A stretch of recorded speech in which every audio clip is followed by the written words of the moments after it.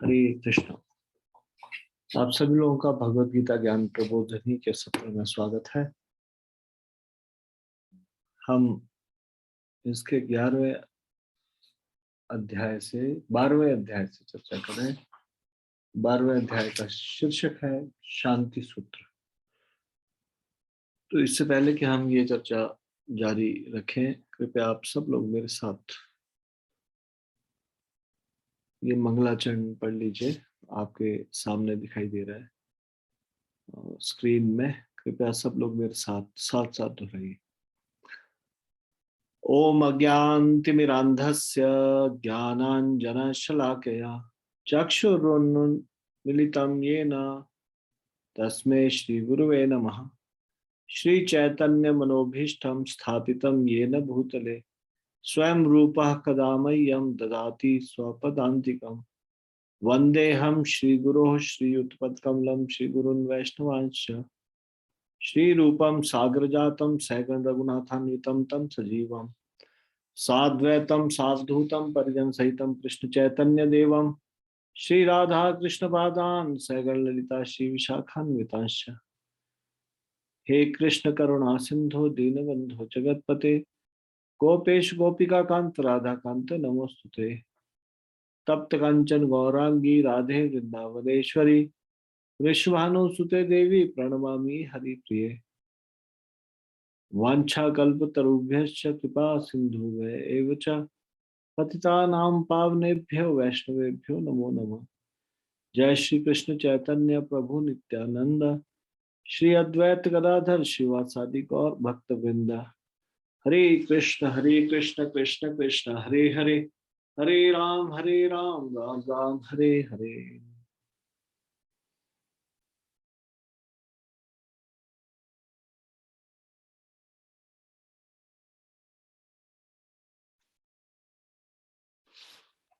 तो हम लोग पढ़ रहे थे दुख तथा अशांति का कारण।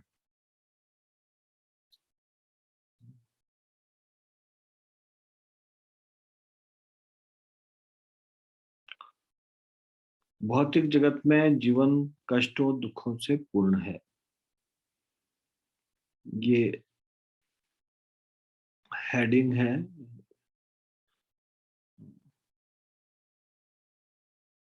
भौतिक जगत में जीवन कष्टों दुखों से पूर्ण है। पशु यह नहीं समझ सकते हैं कि वे कष्ट भोग रहे हैं, किंतु मनुष्य इसे समझ सकते हैं। जो यह नहीं जानता कि वह कष्ट भोग रहा है, वह पशु चेतना में स्थित है। पशु वध के लिए जंगले के पीछे खड़े होते हैं, किंतु वे इस बात से अनभिज्ञ रहते हैं। मनुष्य होने के नाते हमें इस तथ्य की जानकारी होनी चाहिए कि हम जन्म जरा व्याधि और मृत्यु के कष्ट झेल रहे हैं, और हमें यह जानने के लिए उत्सुक होना चाहिए कि इन त्रितापों से कैसे बचा जाए।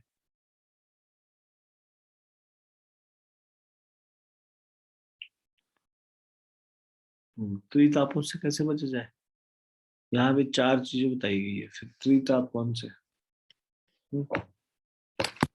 त्रिताप एक्सप्लेन किए, पर हमने पहले डिस्कस किया हुआ है।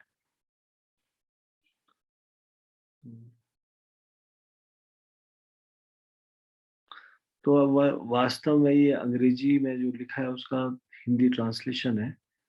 तो त्रिताप नहीं है इसमें लिखा हुआ, त्रिताप नहीं। त्रिताप तो है वैसे आदि दैविक, आदि भौतिक और आध्यात्मिक कष्ट। यह हम पहले ही चर्चा कर चुके हैं। 3 प्रकार के मुख्य त्रिताप है, अधिदैविक, आदि भौतिक, आध्यात्मिक।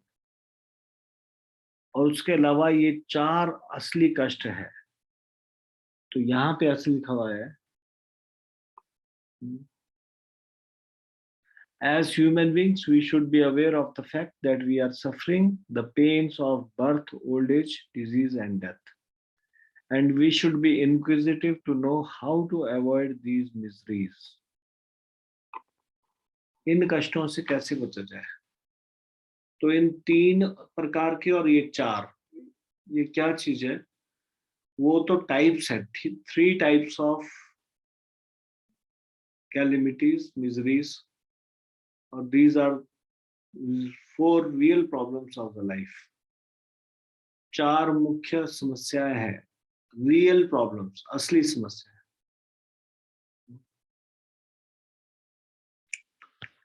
ठीक है, आगे बढ़ते हैं। हम अगले जन्म के आरंभ से ही, जब हम एक शिशु के रूप में अपनी माता के गर्भ में 9 महीने के लिए डाल दिए गए थे, कष्टों को भुगत रहे हैं। जन्म के उपरांत भी कष्ट जारी है। यद्यपि माता अपने शिशु की बहुत देखभाल करे, फिर भी शिशु रोता है। क्यों? क्योंकि वह कष्ट भोग रहा है। या तो शिशु को एक खटमल काटता है, या उसके पेट में दर्द होता है, या फिर कोई बीमारी होती है। कारण कुछ भी हो, कष्ट तो होते ही रहते हैं। बालक को जब भी कष्ट होता है, बालक को तब भी कष्ट होता है जब उसे उसकी इच्छा के विरुद्ध पाठशाला भेजा जाता है। बालक पढ़ना नहीं चाहता, परंतु अध्यापक तो उसे कार्य देता ही है। यदि हम अपने जीवन का ध्यानपूर्वक निरीक्षण करें, तो हम पाएंगे कि यह जीवन कष्टों से भरा हुआ है।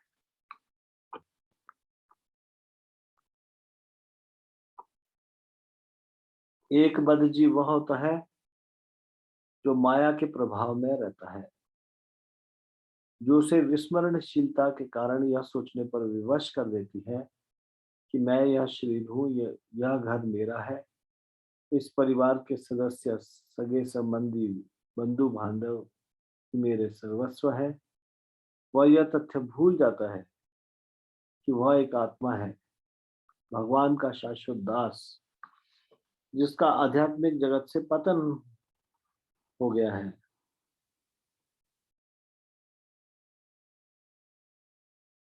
सामान्य रूप से कहा जाए तो बद्ध आत्मा बहुत बुद्धिमान नहीं होती, और इसलिए वे कष्टों का मूल कारण बिना जाने कष्ट पर कष्ट भोगती रह जाती है। यदि इन सभी कष्टों से छुटकारा पाने के लिए उपाय है, तो हम इसका लाभ क्यों नहीं उठाते?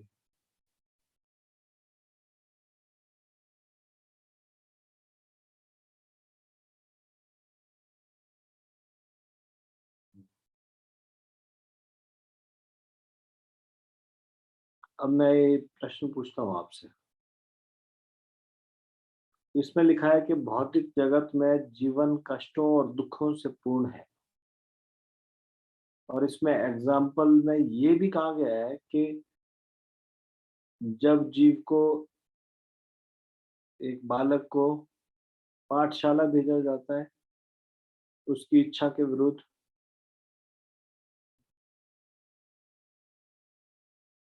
तो उसको कष्ट होता है। बालक पढ़ना चाहता है, अध्यापक उसे कार्य देता है। बालक पढ़ना नहीं चाहता, परंतु अध्यापक उसे कार्य देता है। अगर इन चीजों को कष्ट में कहने लगे, अगर ये कहने लगे कि ये कष्ट है,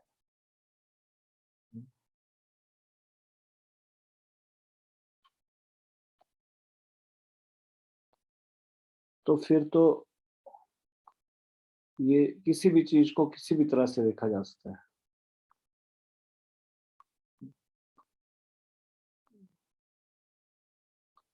जैसे दवाई खाने में कष्ट है, परंतु उसमें बहुत आनंद है, क्योंकि उसका फल बड़ा मीठा है।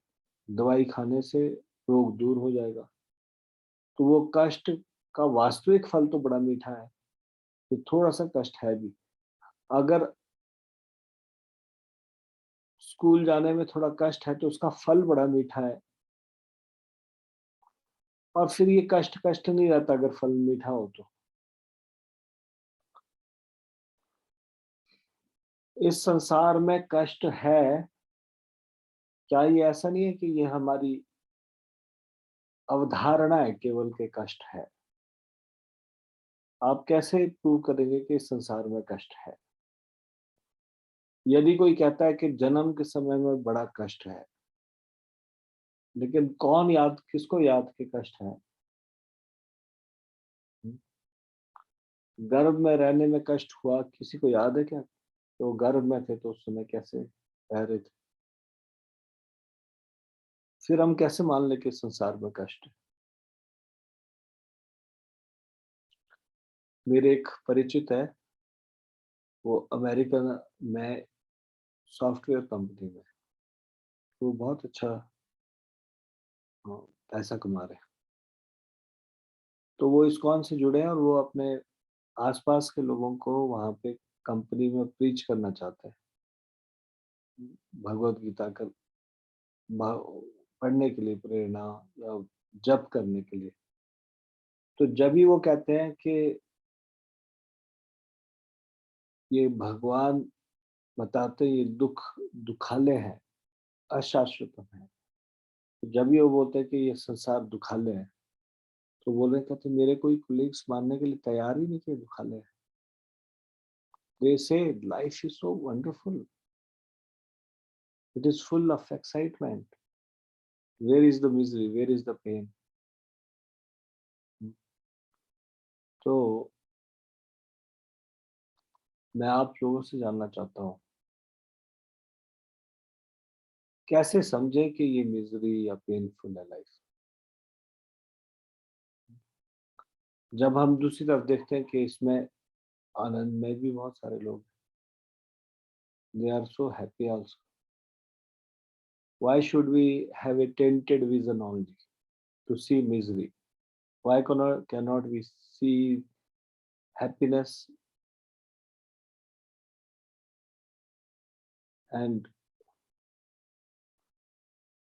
comfort and whatever good things in this life? हम क्यों हमेशा दुखी ये सारी चीजें देखते रहे? ये कष्ट है। कष्ट वास्तव में है क्या?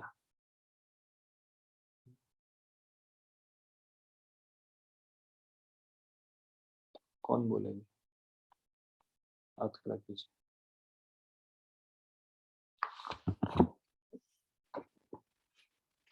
इसमें लिखा है लाइफ दुखों से भरी है।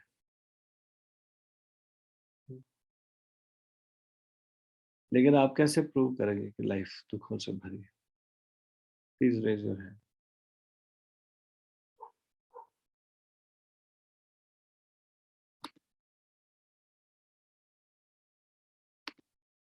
नित्य किशोरी माता जी, यस माता जी बोलिए। हरे कृष्ण प्रभु जी, दंडवत प्रणाम।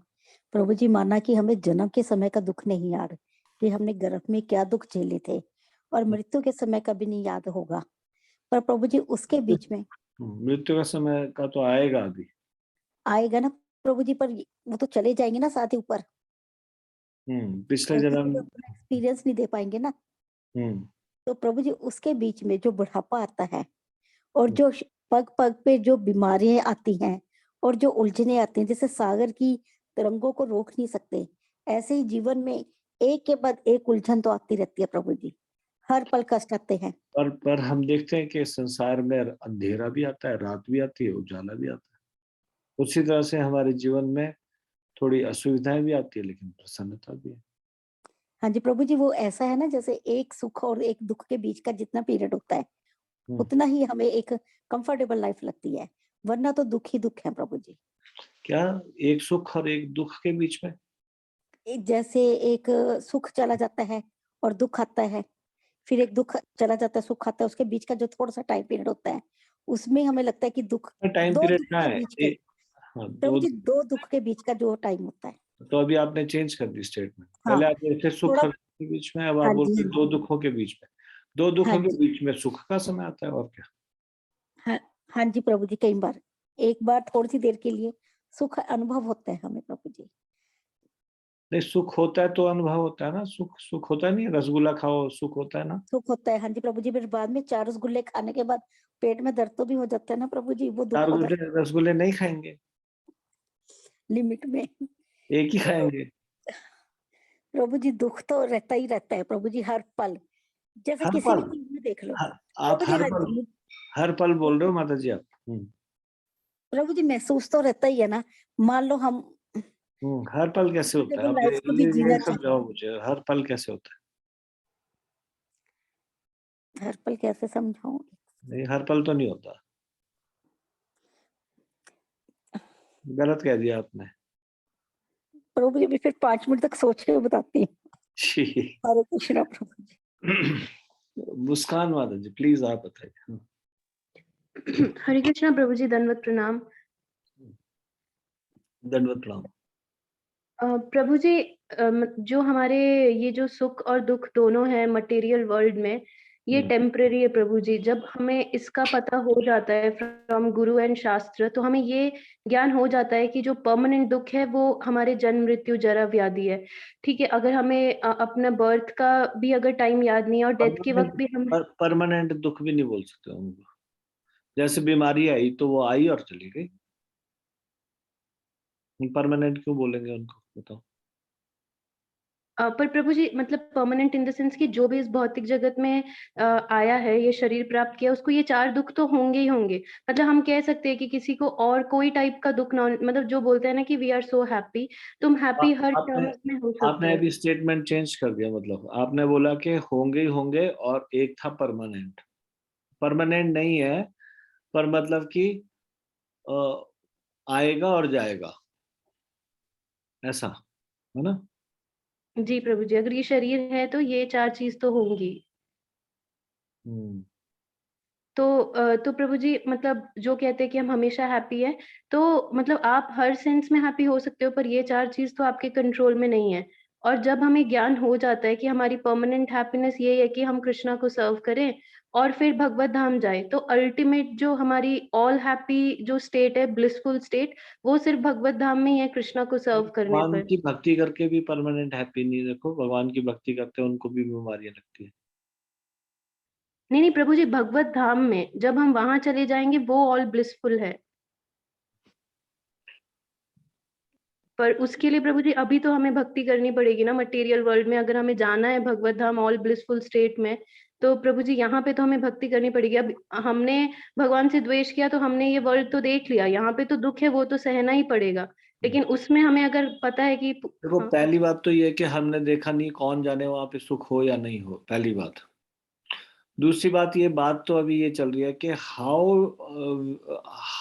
Why should we agree on this point कि इस संसार में दुख ही दुख है,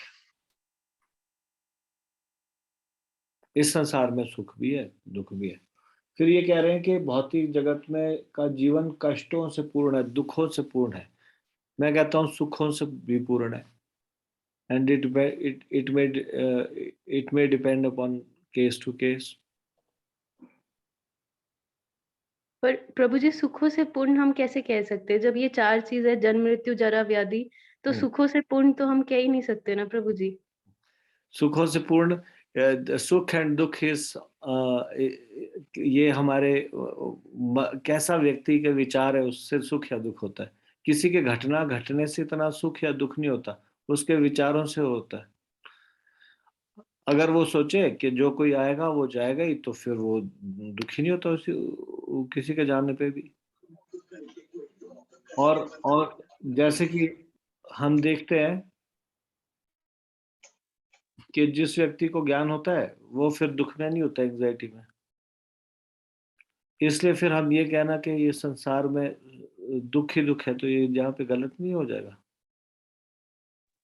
प्रभु जी, यहाँ पे वो जो आपने बोला कि एंजाइटी में नहीं होते, वो तो इसलिए नहीं होते क्योंकि हमें सच्चाई का ज्ञान हो गया है, इसलिए हम हाँ, एंजाइटी में नहीं होते। हमने एक्सेप्ट कर लिया कि यहाँ पे दुख है, लेकिन हमें तरीका भी पता लग गया कि हाउ टू मतलब अल्टीमेट गोल तक हमें कैसे पहुंचना है, तो अच्छा इसलिए हम दुख। एंजाइटी से नहीं होते।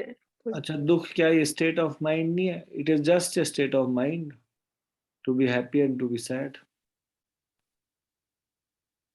प्रभु जी, इसमें एक मुझे याद आ रहा है आपका ये स्टेटमेंट कि एक बीमार इंसान है और वो बोलेगा कि मैं तो एकदम ही ठीक हूँ, मतलब वो बेड पे ही है, अपना मल मूत्र सब कुछ बेड पे कर रहा है, पर उससे कोई मिलने जाता है तो बोलता है मैं तो बिल्कुल ठीक हूँ, मैं तो बिल्कुल ठीक हूँ। तो ये तो प्रभु जी सिर्फ़ ऐसे आँख बिछना ही हुआ, मतलब हम आँख बंद कर ले रहे हैं अपनी प्रॉब्लम से ही।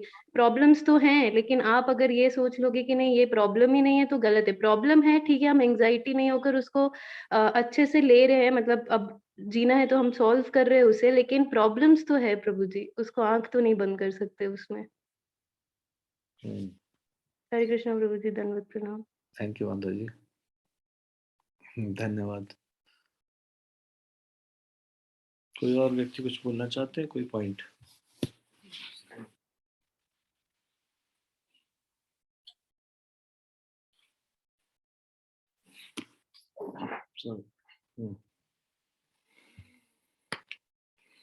Sorry, I'm playing the role of devil's advocate so that you can give a better reasoning how we are in a state of suffering, how this metal world is full of suffering.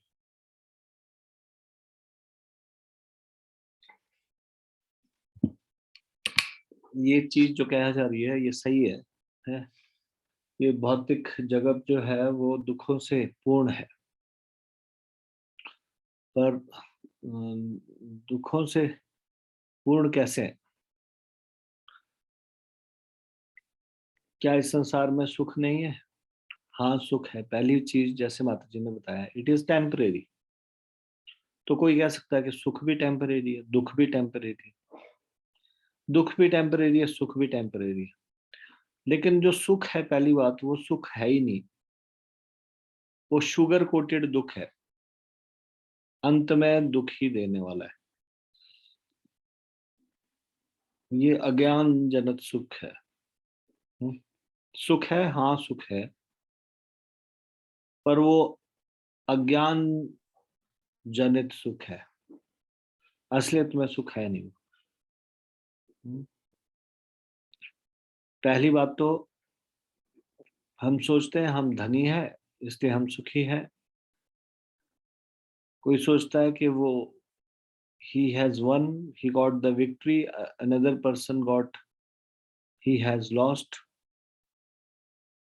the battle or whatever. ये सारा का सारा ही अज्ञान जनित सुख है।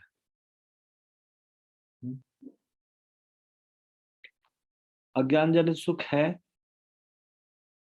इस प्रकार से कि एग्जिस्टेंस इस मेटीरियल वर्ल्ड में ये सच्चा असली एग्जिस्टेंस नहीं है। अगर हम सोचते हैं हम पुरुष हैं तो ये भी सच नहीं है, हम पुरुष नहीं है, वी आर सोल। अगर हम सोचते हैं हम स्त्री है, ये भी सच नहीं है, ना हम स्त्री है ना हम पुरुष है, वी आर सोल।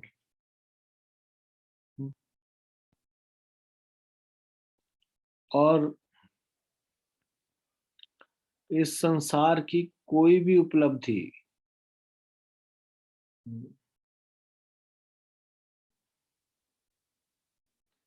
ये टेम्परेरी है, और इस संसार का कोई भी सुख, ये सारा का सारा सुख क्षणभंगुर है। इस कारण से क्षणभंगुर सुख वास्तव में उसकी परिणति दुख है। जिस चीज से सबसे ज्यादा सुख मिलता है उससे दुख मिलता है। ये संसार की नियति है। इसलिए ये संसार दुखों का घर है, दुखालय है। इस प्रकार से हर एक जीव के, हर एक व्यक्ति के जीवन में कष्ट आते हैं, वो उससे बच नहीं सकता। अगर वो कहेगा कि सुख भी तो आते हैं, ठीक है सुख आते हैं, लेकिन क्या वो इस चीज से को मना कर सकता है कि दुख नहीं आते? नहीं, पर वो बोल रहा है कि दोनों चीजें आती है, सुख भी आते हैं दुख भी आते हैं। पर वास्तव में सुख नहीं आता है, वो सुख है नहीं, अज्ञान जनित सुख है वो। जैसे एक शराब पिया हुआ व्यक्ति नाली में गिर जाए और वो बोले कि मैं बड़ा सुख में हूँ, उसको कोई बदबू नहीं आ रही नाली में क्योंकि वो नशे में, ही सो हैप्पी। लेकिन जो सही चेतना में है, वो देख सकता है ये खराब चेतना के कारण है, इसको दुख महसूस नहीं हो रहा। जैसे कि एक सुअर है, वो निम्न चेतना में है, वो कीचड़ में सोया रहता है, वो बड़ा सुखी रहता है। लेकिन जो उच्च चेतना में है, वो देख सकता है कि ये कष्टमय स्थिति में है, लेकिन निम्न चेतना होने के कारण वो उसमें भी आनंद ले रहा है। आनंद वास्तव में है नहीं, पर उसको निम्न चेतना के कारण ऐसा लग रहा है कि वो आनंद में है। इस संसार के सारे सुख ऐसे ही है, निम्न चेतना में होने के कारण हमको लग रहा है कि ये सुख है, वास्तव में वो सुख नहीं है।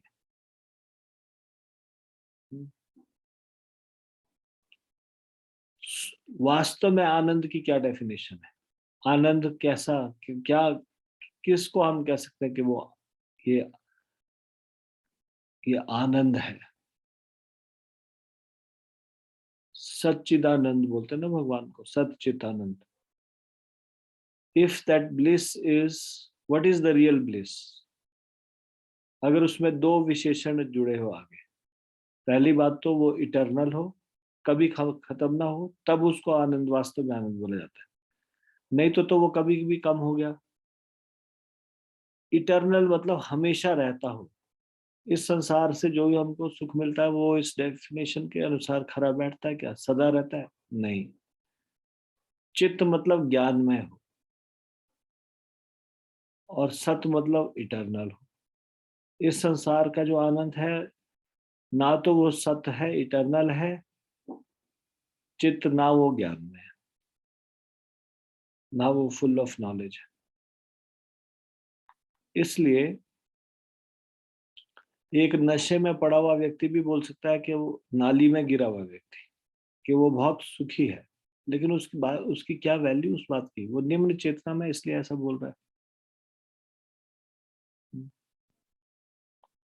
जो सही मायने में देख पाता है, जो उच्च चेतना में है, वो देख पाता है कि वो सुख में नहीं है।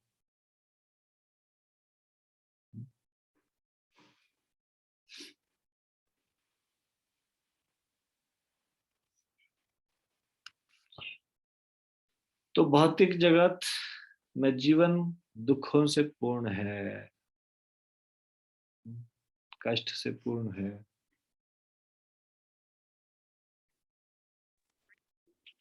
नेचुरल कैलेमिटीज आती है। 3 टाइप्स ऑफ मिजरीज है यहाँ पे। एक तो आदि दैविक, जो देवताओं के द्वारा प्रदान किया जाता है, जैसे बाढ़ या सूखा या भूकंप। एक आदि भौतिक, जो अन्य जीवों के द्वारा दिया जाता है, जैसे कि सांप, बिच्छू, मच्छर, खटमल, या फिर कोई अन्य व्यक्ति, जैसे कि पड़ोसी या ऑफिस में बॉस, अन्य जीवों के द्वारा दिया जाने वाला कष्ट, आदि भौतिक। और तीसरा कष्ट है आध्यात्मिक, जो खुद को ही खुद से कष्ट मिलता है। जैसे हमें कष्ट मिल रहा है हमारे मन के कारण और हमारे शरीर के कारण। ये 3 टाइप्स ऑफ मिजरीज है, 3 टाइप के कष्ट है। कोई अछूता है इनसे?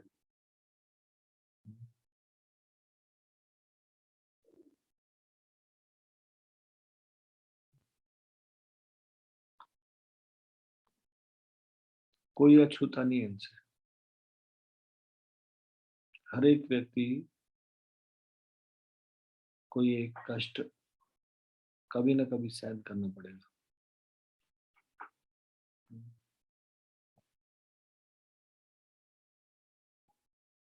तो संसार वास्तव में कष्टों से पूर्ण है।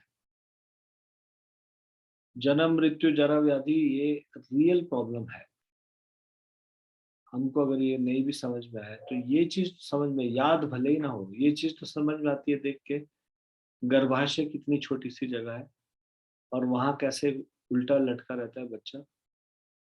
अगर हमको स्मरण नहीं, तो इसका मतलब थोड़ी नहीं कि ऐसी स्थिति से हम नहीं आए, हम ऐसी स्थिति से आए हैं, हम उल्टे लटके रहे हैं और उस समय थोड़ी कम चेतना होने के कारण हमको अभी इस तरह से अभी याद नहीं, स्मरण नहीं।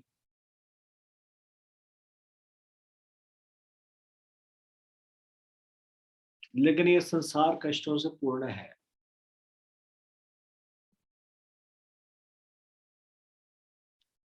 कैसे इन कष्टों से बचा जा सकता है वो अलग बात है, अलग चीज है। लेकिन कष्ट है ही नहीं, इस तरह से नहीं कह सकते हम कि कष्ट नहीं है। जो कहे इस संसार में कष्ट नहीं है वो अज्ञान में है। He is in A drunken stage, जैसे एक ड्रंकर्ड है, शराबी। वो सत्य को देख ही नहीं पा रहा। वो देख नहीं पा रहा कि वो नाली में गिरा है, बदबूदार नाली में।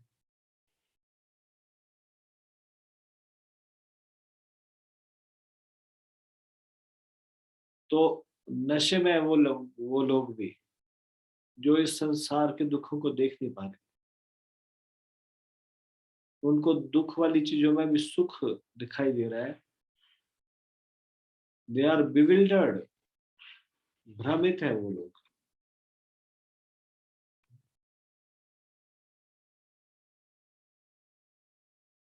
इसलिए संसार के दुखों को भी सुख के रूप में देखें।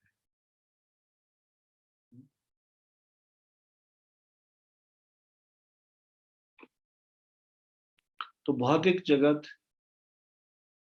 में जीवन कष्टों और दुखों से पूर्ण है। अब इस संसार में, पृथ्वी में ही नहीं, यहाँ तक कि स्वर्ग लोक भी कष्टों से वंचित नहीं है। ऐसा नहीं कि वहां कष्ट नहीं है। स्वर्ग लोक के बारे में हम सुनते हैं क्या, कि वहां बहुत सुख है, बहुत आनंद है। लेकिन स्वर्ग लोक भी वास्तविक सुख का स्थान नहीं है। इस पे चर्चा करेंगे हम अगले प्रवचन में। आज सिर्फ हमने ये चर्चा की कैसे ये संसार दुखों से पूर्ण है, इज फुल ऑफ मिजरीज।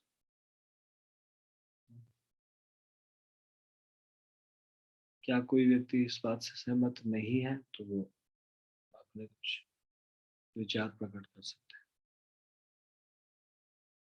हैं। कोई ये मानता है कि नहीं नहीं, ये सुखों का ही, सुखों से भरा हुआ है संसार।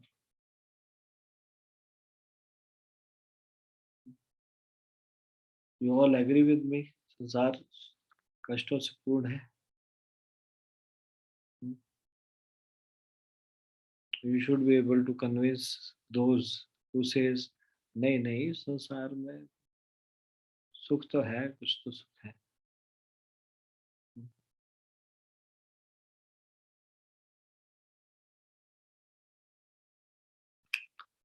ठीक है, अभी हम इसको यहीं पे विराम देते हैं।